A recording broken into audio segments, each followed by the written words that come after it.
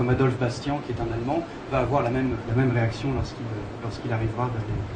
découvrira les temples d'Antwerp. Donc, il y a un certain nombre d'éléments qui étayent tout à fait cette thèse d'un déclin post-angkorien qui aurait été créé par les Français, et c'est pour cette raison que Bernard-Philippe Grelier donc avait défendu cette thèse, en précisant en plus que, non content d'avoir construit cette thèse, les Français l'avaient diffusée jusqu'au sein des mentalités cambodgiennes par plusieurs canaux. D'une part, le canal scientifique avec la rédaction d'articles scientifiques dans le bulletin de l'École française d'Extrême-Orient, mais d'autre part, et de manière un peu plus pernicieuse, en transplantant cette idée, disons en la diffusant par le biais de manuels scolaires, dont j'avais donné tout à l'heure un exemple ici. À tel point que, disait-il, au moment de l'indépendance en 1953, on était arrivé à une situation où l'idée était très répandue chez les Cambodgiens que finalement, cette vision très pessimiste de l'histoire, avec un âge d'or angkorien suivi d'un trou noir avant l'arrivée des Français, était une idée finalement assez répandue chez les Cambodgiens. Et de fait, si on suit un peu le cours de l'historiographie depuis les années 50, depuis l'indépendance, on ne peut que constater que ce sont systématiquement des Occidentaux qui ont relégué ce discours. Et ils n'ont fait que reléguer quasiment ce discours, puisque jusqu'au milieu des années 1980, on appelait encore cette période, en anglais c'était le Cambodia's Dark Age, l'âge sombre de la période de l'histoire du Cambodge. Et inversement, on ne peut que constater aussi que les rares personnes qui ont pris le contre-pied de cette vision décliniste de l'histoire, ce sont des Cambodgiens, ce sont des savants cambodgiens, qui n'ont cessé justement d'essayer de montrer la continuité culturelle qui existait entre la période angkorienne et la période post-angkorienne. On a eu d'abord Othirm, qui était un des collaborateurs de Georges Sédès, un juriste de formation qui ensuite, pour des raisons politiques, a dû s'orienter vers l'orientalisme, un très grand savant, et par la suite Madame Saverospou, et ces savants n'ont cessé en réalité dans leurs écrits d'insister sur la richesse culturelle de l'époque moyenne, à l'encontre donc de cette vision déclinante imposée par les historiens occidentaux. Donc, a priori, la question est réglée, sauf que si on y regarde de plus près, en fait, c'est plus compliqué que cela, parce qu'avant même l'arrivée des Français, on s'aperçoit que les Cambodgiens avaient eux-mêmes leur propre idée d'un déclin historique consécutif à la chute du flot. On a, si vous voulez, une première philosophie de l'histoire qui s'est développée autour de la fin du XVIIIe et du début du XIXe siècle. On a un faisceau de sources convergentes, à cheval entre les chroniques royales, entre les prédictions du Bouddha, mais aussi quelques récits oraux recueillis par les Français. On a une image assez cohérente qui se dessine de la vision de l'histoire du Cambodge après encore. Grosso modo, l'histoire est la suivante, je ne rentre pas dans le détail parce que c'est une histoire assez connue. C'est l'idée que depuis la chute de Longvec, donc pour resituer la chronologie, on a la chute d'Angkor d'après les chroniques au milieu du XVe siècle, ensuite une grande capitale, Longvec, qui est fondée au XVIe siècle.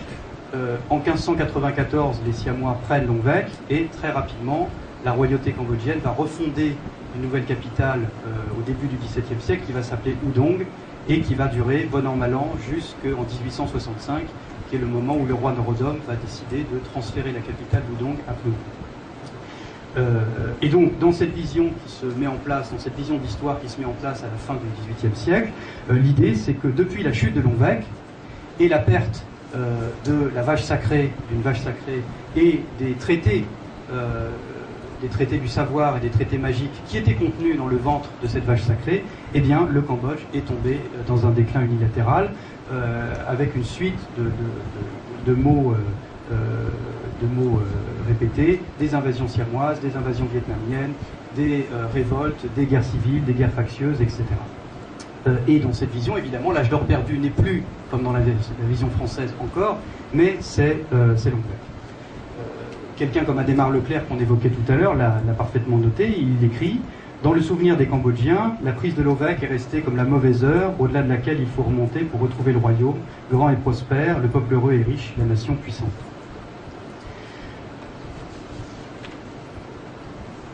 Alors évidemment, la vision cambodgienne, la vision française et la vision cambodgienne du déclin sont très différentes. La vision française, en réalité, c'est une vision, disons la vision européenne, c'est une vision linéaire qui est héritée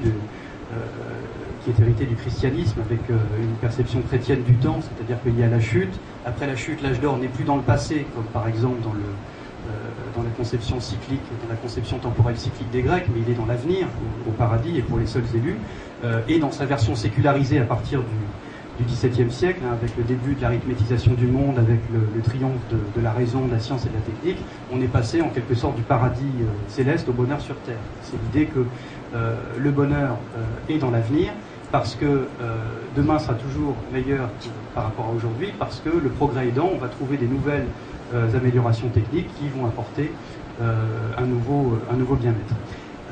Et donc évidemment, avec cette idée de progrès, on va avoir une nouvelle philosophie de l'histoire qui va s'appliquer également aux populations extra-européennes, avec cette idée qu'il faut à leur tour les civiliser, les ouvrir aux lumières du progrès. Et la version cambodgienne est aux antipodes. C'est une lecture cyclique de l'histoire. La royauté s'inscrit dans un cycle déclinant de la religion du Bouddha. C'est l'idée que plus on avance dans le temps, plus l'ordre bouddhique décroît, plus il se désagrège. Il doit, dans ses prophéties, durer 5000 ans, mais 5000 ans n'étant pas ici à prendre au pied de la lettre, c'est plutôt un chiffre, si vous voulez, un chiffre symbolique qui indique que c'est une durée assez longue, mais en même temps qui est une durée qu'on ne peut pas appréhender à l'échelle humaine, parce qu'il faut toujours qu'il y ait une tension messianique dans ces conceptions apocalyptiques, avant donc que ne commence une nouvelle ère et un nouvel âge d'or. Et dans ce cycle, justement, l'époque de Longwek marque un tournant dramatique. C'est l'idée qu'on est dans une accélération de l'histoire, que le chaos, la période du chaos est véritablement venue. Donc tout ceci est aussi connu, il n'y a rien de nouveau là-dedans, je ne fais que me fonder sur des travaux de chercheurs qui vont précéder, en les mettant peut-être un peu en perspective. Ce qu'il y a de plus nouveau, et ce qu'avait aussi évoqué le professeur Ang Chou Lien dans un de ses articles il y a quelques années, c'est que on a les moyens de dater cette philosophie de l'histoire. C'est qu'elle n'est probablement pas antérieure à la fin du XVIIIe siècle. On le sait parce que dans cette version cambodgienne d'une chute de l'histoire après la perte de Longwek, associé au thème de la vache sacrée, il y a également un autre thème qui est associé à cela, c'est le thème du Bouddha d'Émeraude, et on sait par d'autres sources que ce Bouddha d'Émeraude est une création de la royauté siamoise à partir de la fin du XVIIIe siècle. On sait que c'est au moment où la dynastie des Chakri va prendre d'assaut la cité de Vientiane en 1778 qu'à ce moment-là, ils vont récupérer ce palladium de la cité de Vientiane, qui est le Bouddha d'Émeraude, et vont venir l'installer à Bangkok, où il se trouve toujours aujourd'hui.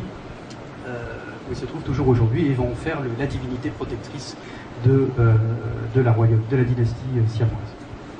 Et donc, ce qui a dû se passer, c'est que les milieux lettrés de Dong, donc de la capitale de l'époque, ont dû certainement réintégrer le fil de leur histoire, de leur propre histoire, y intégrer le thème du Bouddha d'Émeraude pour donner un caractère, disons, bouddhique à leurs documents, à leur chronique royale. Avec aussi cet élément qu'ils n'ont certainement pas reçu cette influence de manière passive, mais il y a aussi certainement derrière cette opération une dénonciation des guerres factieuses qui font appel aux étrangers, et en particulier une dénonciation de la pression siamoise qui, entre la fin du XVIIIe et le début du XVIIIe siècle, est particulièrement importante sur la royauté cambodgienne. Donc cette création d'une philosophie d'histoire qui va partir de la chute de Longwek et qui va insister sur les invasions siamoises est probablement à relier au règne du roi Angtian III, qui est l'un des premiers rois du XIXe siècle. Et de fait, quand on regarde les sources en amont, c'est-à-dire au XVIIe siècle, on s'aperçoit qu'on ne trouve pas ce thème de la déploration de la chute de Longwek. On ne le trouve pas. On trouve quelques rares mentions de Longwek, mais ce n'est pas sur le mode de la déploration. S'il n'y a pas de déploration de la chute de Longwek au XVIIe siècle, c'est peut-être pour plusieurs raisons. Une des premières raisons, c'est que, en fait, il n'y a pas de raison, il n'y a pas véritablement de raison de déplorer une perte de puissance pour cette royauté d'Udong, dans la mesure où elle est encore relativement... elle fait encore belle figure. Elle peut encore supporter des échanges militaires avec le Siam, elle peut encore commercer avec des puissances étrangères, avec le monde malais, avec la Chine. Elle est en capacité d'acheter un armement moderne, de se fournir d'un armement moderne, des canons en l'occurrence. Elle est capable de nouer des relations diplomatiques, des alliances diplomatiques. Une nouvelle seigneurie qui s'appelle la seigneurie des Nguyen, qui venait d'être fondée au milieu du XVIe siècle, aux alentours de l'actuelle Hue. Donc on est dans une idée qu'on a une royauté quand même relativement solide encore. Et donc il n'y a pas de raison a priori de déplorer une perte de puissance qu'incarne justement le thème de la déploration de Longuebec. L'autre élément qui peut expliquer cette absence de déploration de la chute de Longuebec, c'est que en réalité, Udong se vit largement en continuité de la royauté de Longuebec. Elle se vit en continuité, ne serait-ce que d'un point de vue dynastique, si tant est qu'on puisse employer le terme pour la maison royale cambodgienne, ce serait une autre histoire, mais disons que le roi fondateur de la capitale d'Udong, celui que les chroniques appellent Kekietra II, n'est jamais que le neveu du dernier roi de Longuebec. Donc c'est déjà un élément de continuité, si vous voulez, dynastique, mais il y a aussi un élément de continuité en termes de site archéologique, puisque Udong n'est jamais situé qu'à quelques kilomètres à vol d'oiseau de Longuebec. Je crois que les gens de l'EFEO avaient fait une carte précise de la zone, c'est peut-être 7 km à vol d'oiseau. On est quasiment sur le même site, et de fait, dans les sources européennes, jusqu'au XVIIIe siècle, on va continuer d'appeler Udong Longuebec. Et donc à ce titre, Longuebec évoque très certainement pour les rois d'Udong la tradition des anciens rois qu'il convient de préserver et de perpétuer. Donc on n'a pas de raison de la déplorer. Et alors quand on regarde les quelques mentions qui existent dans les sources du XVIIe siècle de Longuebec, parce qu'il y en a, c'est à chaque fois le même scénario, c'est-à-dire qu'on ne donne pas de détails. On ne dit pas ce que c'est que Longuebec, quand est-ce que ça commence. Et c'est juste un mot qui est lâché comme cela. C'est un mot qui vaut en réalité symbole pour la tradition des anciens rois. La tradition des anciens rois, c'est-à-dire par excellence la tradition des anciens rois de la période encore et notamment, ce thème de Longuebec incarne un souvenir en particulier qui est le souvenir du temple du Bayoan. Le temple du Bayoan, que vous avez tous certainement eu l'occasion de voir, hein, donc c'est ce temple érigé par Jayavarman VII avec les fameuses tours à 4 visages. Et eh bien, donc c'est un peu technique, mais disons, pour faire bref, que à l'époque post-angkorienne, le système de légitimation du pouvoir royal va se fonder sur le souvenir architectural de ces 4 faces du Bayon. C'est pour cela que, simplement, on va le réinterpréter à l'aune des croyances de l'époque, c'est-à-dire du bouddhisme Theravada, et donc on va croire que les quatre faces, donc les 4 statues du Bouddha, ou de 4 éléments, vont être interprétés comme étant une évocation du Bouddha du futur. Hein. C'est l'idée qu'on va évoquer 4 éléments qui vont représenter les 4 Bouddhas du passé, et que le 5e élément, c'est-à-dire le Bouddha du futur, le Bouddha Maitreya, est évoqué simplement par la représentation de ces 4 éléments du passé. Parce que comme il est à venir, on ne l'évoque pas, on ne va pas le dessiner puisqu'il n'est pas encore là. C'est le Bouddha qui va venir sauver les hommes qui le méritent dans le futur. Je fais fond ici sur les recherches d'Ashley Thompson qui avait bien démontré cela dans sa thèse. Et donc, on a des attestations disons, de ce que le pouvoir post-angkorien est fondé sur ce dispositif. Par exemple, et c'est assez limpide, le nom de la première capitale post-angkorienne, Kyatomo, donc qui veut dire les quatre visages, est une référence. D'un point de vue architectural, c'est une référence aux 4 faces du Bayon, et c'est interprété à l'époque post-angkorienne comme étant une évocation du Bouddha du futur, hein, toujours les 4 éléments qui représentent les 4 Bouddhas du passé, et le 5e élément qui n'est pas représenté, puisqu'il est à venir, c'est le Bouddha Maitreya. On a une autre évocation de cela pour la capitale Longuebec, dont on parlait tout à l'heure, puisque le lieu de culte le plus important de cette capitale Longuebec c'est un monastère qu'on appelle le Tralangkai. Et Tralangkai, sans rentrer dans les détails, on sait que ça évoque une architecture, pour ce qui est je parle de l'architecture du monastère, une architecture cruciforme, un toit cruciforme, surmonté d'une pointe avec 4 visages aux 4 orients. Hein. Donc encore une fois l'évocation des 4 Bouddhas du passé, culte au Bouddha du futur, et qui surmonte, donc ce toit cruciforme surmonte une quadruple statue du Bouddha, qui elle aussi est cette évocation du culte du Bouddha du futur. Donc on a cette idée que le système de légitimation du pouvoir royal post-angkorien est fondé en particulier sur l'évocation architecturale, onomastique, urbanistique du Bayon, mais aussi plus largement sur l'évocation des temples d'Angkor. On en a de multiples attestations.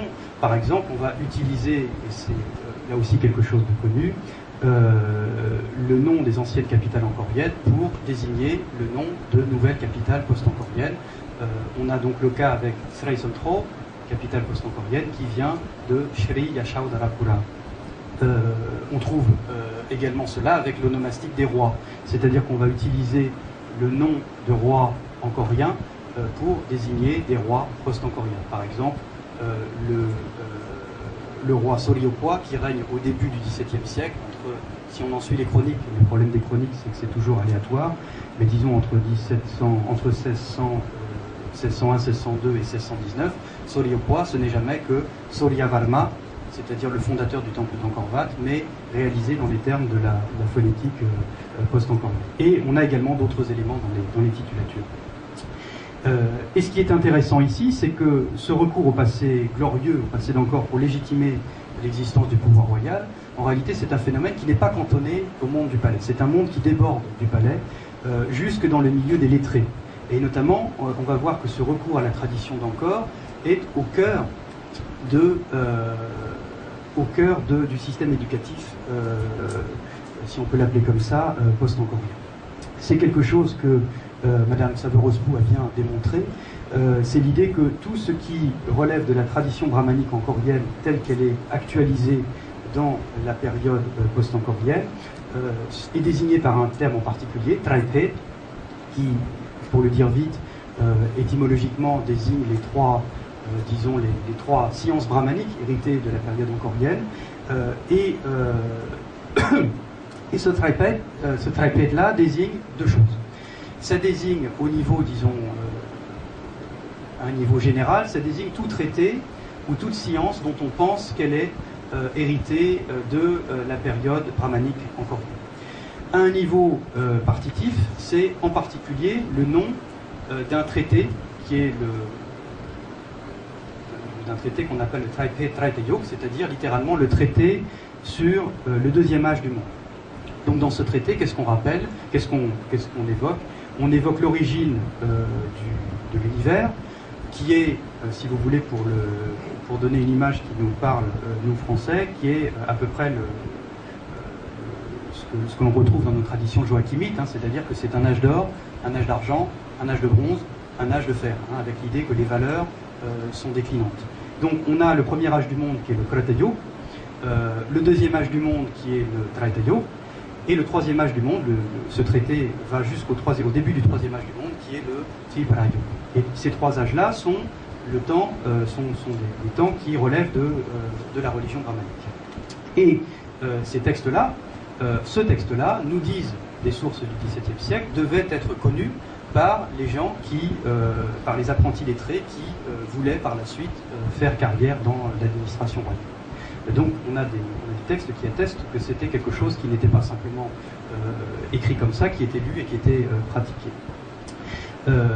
Et ce qui est intéressant aussi, c'est si on continue notre lecture cyclique des âges du monde, c'est que dans cette perspective-là, le 3e âge est l'âge où commence à se développer la religion du Bouddha. C'est non seulement l'âge où arrive le bouddhisme, l'âge de la conversion du brahmanisme au bouddhisme, mais c'est l'âge où naissent les personnages du Ramakirti.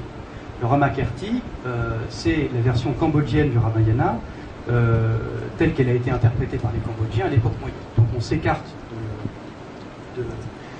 disons, de l'épopée indienne classique.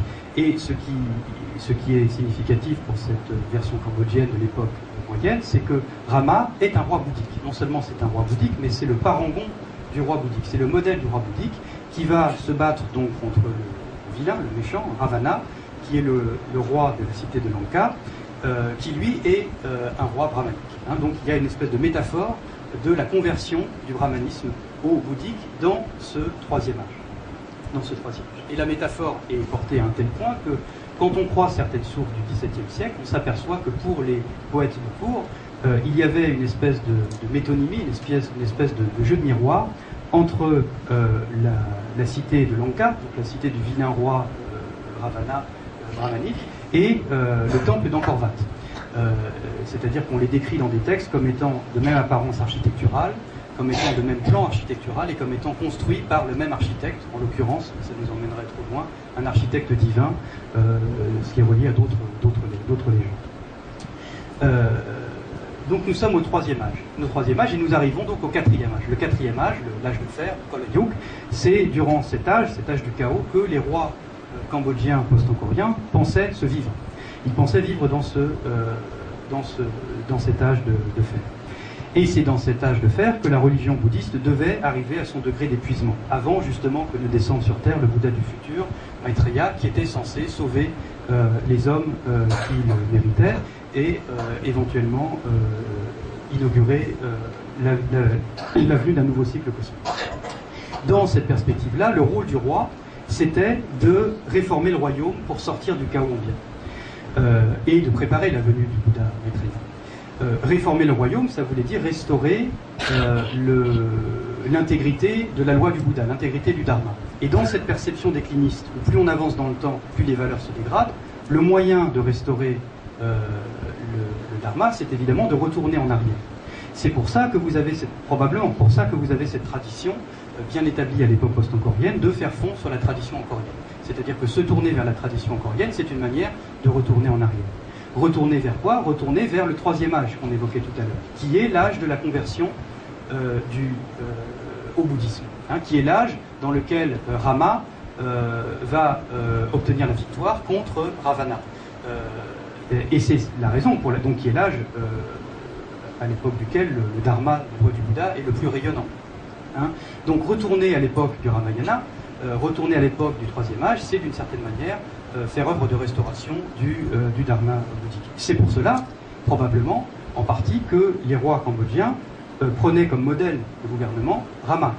Il n'y a quasiment pas une titulature des rois cambodgiens où vous ne trouviez pas le mot Rama. C'est probablement pour cela aussi, entre autres, qu'on avait cette pratique de théâtres royaux dans lesquels on jouait de manière privilégiée les scènes du Ramayana.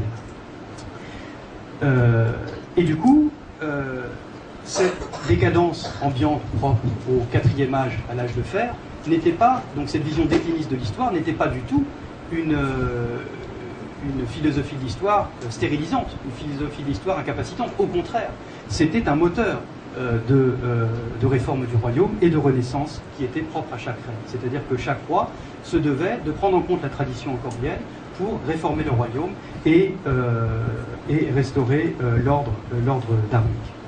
On en a un certain nombre d'exemples. J'en évoquerai quelques-uns.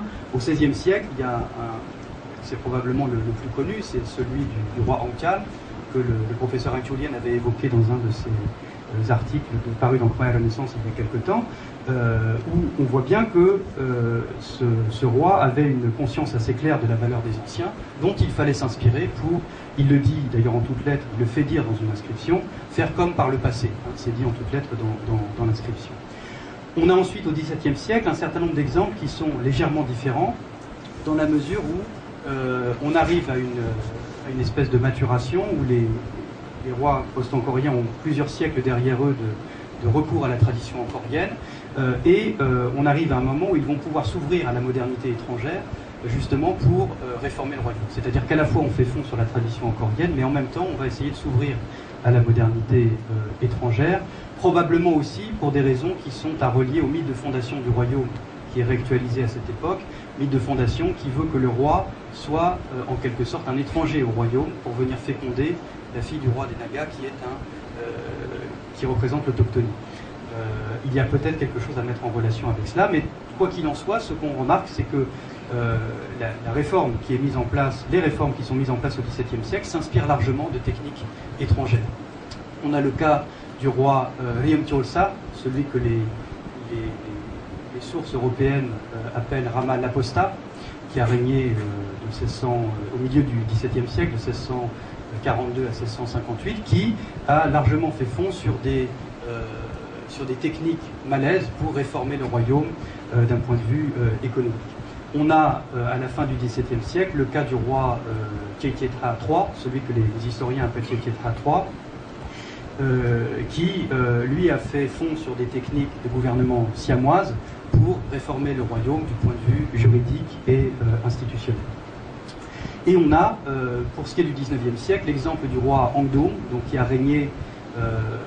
Les dates de son sacre ne sont pas toujours très certaines. Il semble qu'il y ait eu plusieurs sacres dans des endroits différents, mais disons de 1846 à 1860, qui a, lui, lancé un grand œuvre de restauration tout azimut. Il a essayé de restaurer le royaume à la fois dans le domaine économique, en ouvrant cette route qui part de Udong à Kampot, dans l'idée de donner un accès au Cambodge, enfin, que le Cambodge ait à nouveau un accès à la mer. Il y a aussi cette réforme dans le domaine religieux, avec l'introduction de l'ordre réformé siamois, l'ordre Trois Modioun. Il a aussi lancé une réforme sur le plan juridique, en repromulguant un certain nombre de lois anciennes, et en promulguant aussi de nouvelles.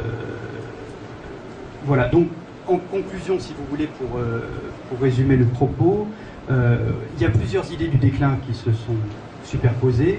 On a une idée première qui est celle d'un nécessaire recours à la tradition angkorienne comme moteur d'une renaissance politique et culturelle au XVIe et au XVIIe siècle, qui s'inscrit dans une philosophie de l'histoire qui est une vision autour de cette théorie des 4 ères déclinantes et dans l'attente du Bouddha du futur, le Bouddha Maitreya.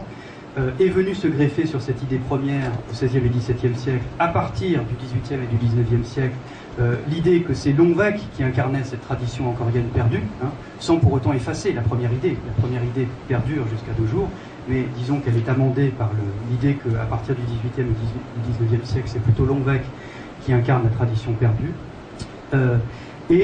Ironie d'histoire en quelque sorte, avec l'arrivée des Français, la tradition perdue est redevenue l'antique encore, à ceci près que, à ce moment-là, les rois ont été dépossédés de leur pouvoir par le protectorat, notamment par des mesures assez brutales en 1884 et en 1897. Le roi en l'occurrence, le roi Norodom, a été dépossédé littéralement de son pouvoir, ce qui fait qu'il y a un élément du système qui a été déséquilibré. Il ne pouvait plus incarner le mouvement renaissant censé préparer le nouvel âge d'or à venir. Et du coup, comme les républicains qui ont investi les colonies ont été assez brutaux à son endroit, il y a eu chez les dignitaires cambodgiens cette idée que ce n'était plus les vilains siamois ou les vilains vietnamiens qui incarnaient qui étaient les fossoyeurs de la puissance cambodgienne, mais c'est l'idée que l'âge du chaos dans lequel ils vivaient était dû en réalité cette fois aux Français. Et c'est pour cela qu'on voit dans quelques rares sources que les dignitaires cambodgiens désignent les Français, à l'insu des Français, sans qu'ils puissent se rendre compte, comme étant des démons aux mains de fer et aux yeux d'argent. Ça, c'est une première conséquence. La deuxième conséquence, c'est que il va y avoir une récupération de cette tradition angkorienne qui incarne le cœur du système de légitimation du pouvoir post-angkorien. Comme les rois ne sont plus en mesure de réactiver cette tradition, il va y avoir une récupération de ces symboles par une nouvelle élite montante qui, au moment des années 30, c'est ce qu'on appelle, si vous voulez, dans l'historiographie traditionnellement, le mouvement nationaliste.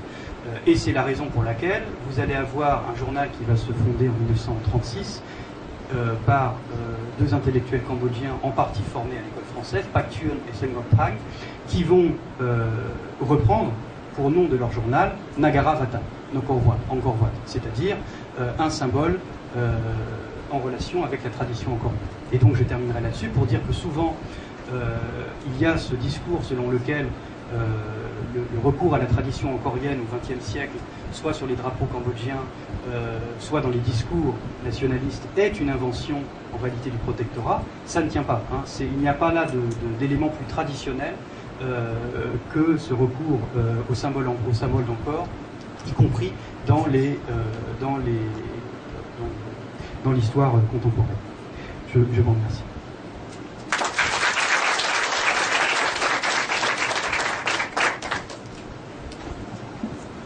Liên là nam với sầm đua ấy thế.